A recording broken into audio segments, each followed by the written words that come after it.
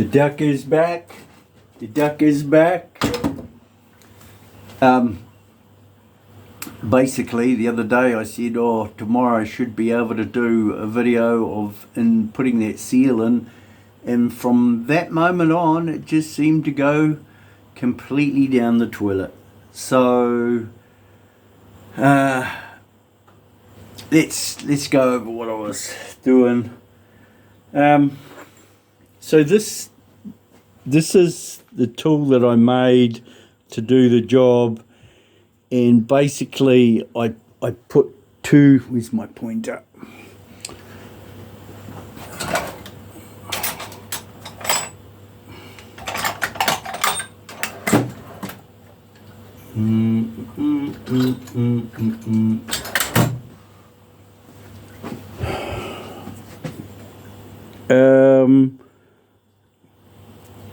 Where are we? So basically I put too much weld on around here, and then that pulled it, and this pipe was so thin I put a capper on the end of this to hit it with a hammer, and then it was so out of wonk when I tried to machine it flat again, it just fell off. And basically I've been resisting the urge to smash it with a big hammer since then.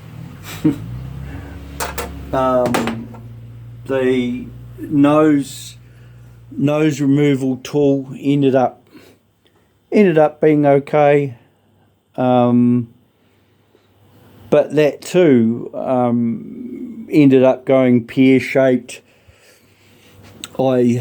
I didn't clamp the nut. I didn't clamp this nut on, and then when I welded it on, the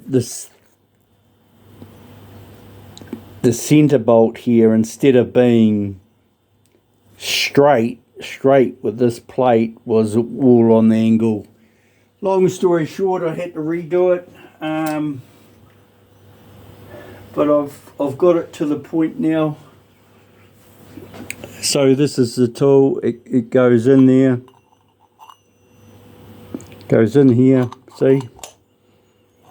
And then you put the two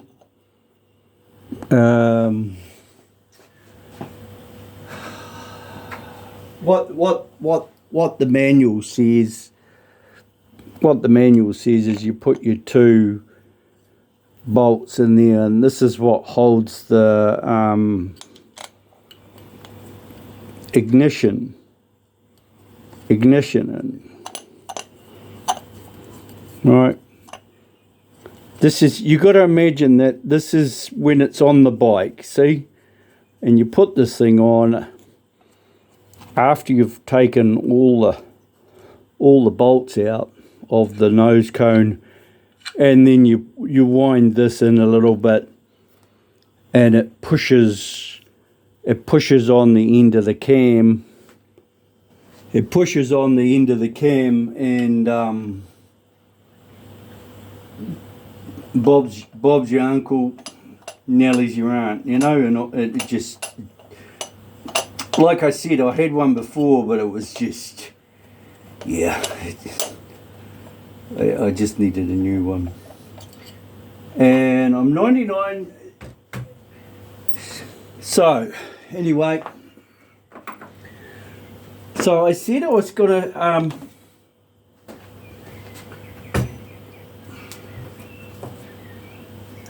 so what I ended up doing with this one, right, is I ended up making a complete new one. And in my, there it is there. So I made up a new one, which is this one. And then I used a piece of shaft here that I'd had on the bench for quite some time, and the reason why I hadn't used it to make anything is because I thought it was hard. So I cut the piece off the end of it with the grinder the other night, And I said to my lady, I'm just going to shoot out and see whether this thing will machine. And I put the lathe on the outside of it. So this is the stuff here.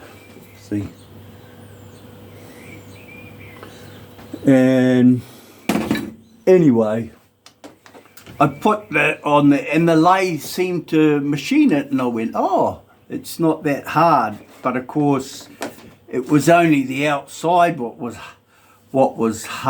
soft, and the inside was hard as hell. So then I had to put it in the fire and soften it down so I could do the last machining on it. And I was going to put a recess in here for the lip of that seal. In here for that lip of the seal. And I haven't done it because this now doesn't seem to be running true in the lathe. So it's just, yeah. You know, and you guys and girls might think that I don't make mistakes, but the opposite is actually quite true. But the only difference with me as a mechanic is that I actually own my mistakes, and if I do a mistake and I'm working on somebody's job, the clock actually stops until I've sort it. And that's the difference between me and a lot of other workshops. Is a lot of places, mate, you're just charging. If they make a mistake, you're getting charged for it. So, without further ado, what was I saying? Oh, I put it in the fire, and then I thought I might as well put the rest of it in the fire, and I cooked it overnight. So that process is called annealing. And annealing is when you take a hard piece of steel, and it's usually got a lot of carbon and other things in it that keep it hard and make it strong as, and you put it into a fire and you bring it to red hot, and then you slowly cool that steel down to zero temperature, and then it doesn't go hard again. Okay, if you cool it down too fast, then it retempers itself and makes it hard. So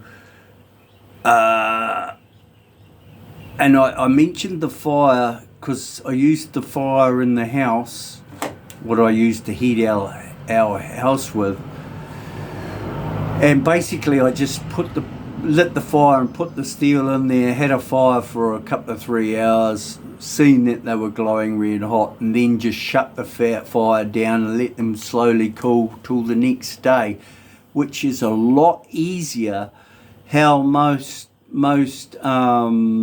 engineering, what most general practices is that they would use a gas torch to heat it up to red hot, and then you have an oven which is as hot as you can get it, and then you quickly put it in the oven and then turn the oven off and let the oven heat it, cool it down slowly, which has the same result, but you're using a lot more energy. And I find the old fire way, put it in the fire, forget about it till the next day, and it works absolutely brilliant.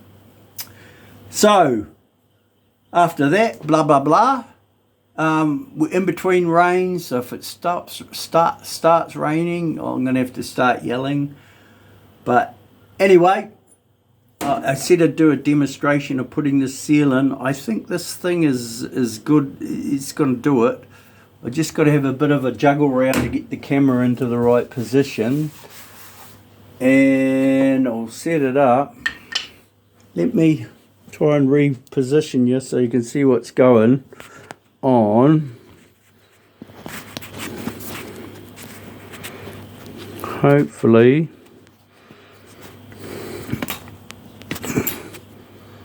you'll be able to see this.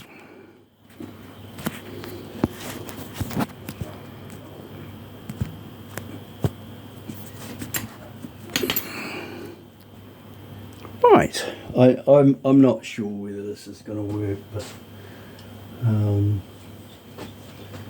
still flip-flopping over this gasket on this thing, whether I should... I'm not sure whether it was replaced last time. I thought it was, but now I'm starting to wonder whether they have or not. So we just put this piece of wood on here, and what we're going to do is we're going to put this face here on the wood, right? And the wood is so when we thump the seal in, it's not going to damage the bush, right? And it's got this bit sticking out the side here, so we'll just put it over the edge like so. Hopefully you can see that. Not really. So let me try this again.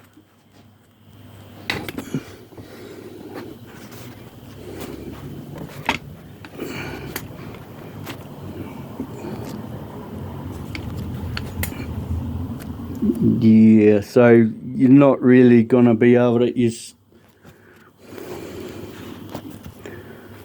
sort of can and you sort of can't. I don't know if I can.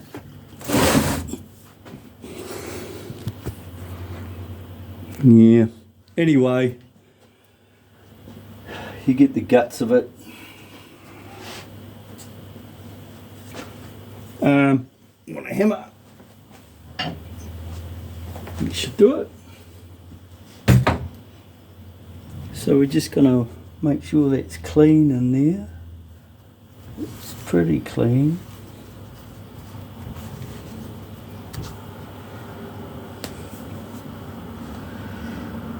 And our seal.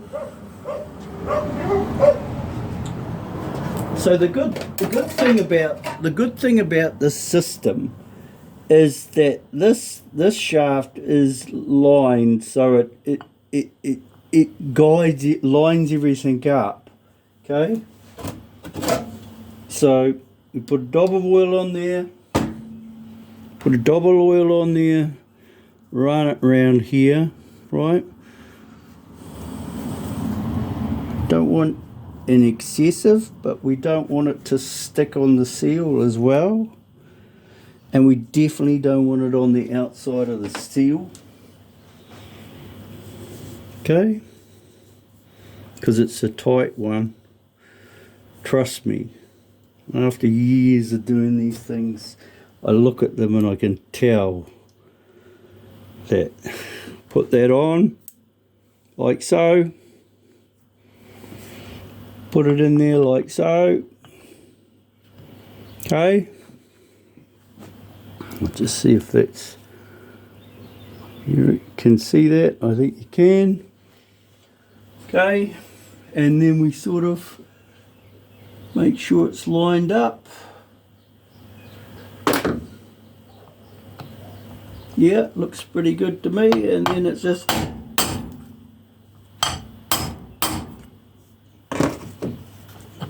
turn it.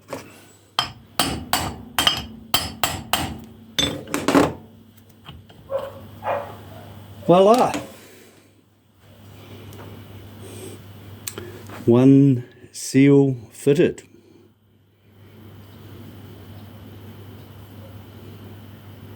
Okay.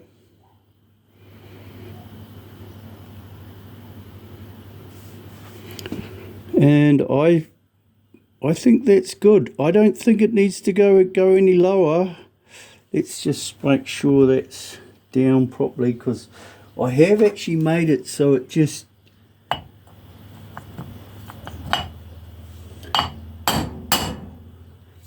flattens out on the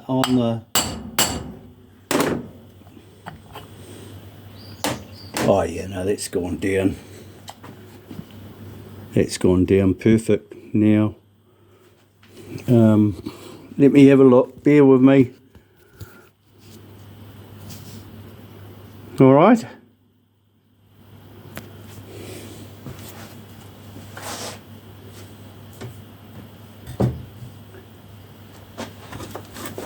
Anyway, lots of drama. And that's what it's all about. It's about making good tools that you know what they are. And the other thing I was going to say is I found my engraver and I started engraving. Oh, I just done one before I'd done this video. But I'll write on it. I'll show you. What do I do with it? I just done one. And this is what I do.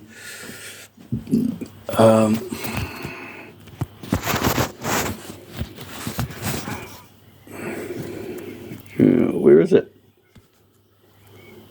Up in the sky. I don't know if you can see that now.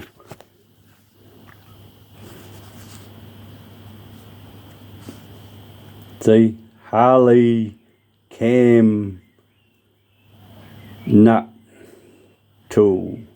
And then I wrote underneath it, Evo.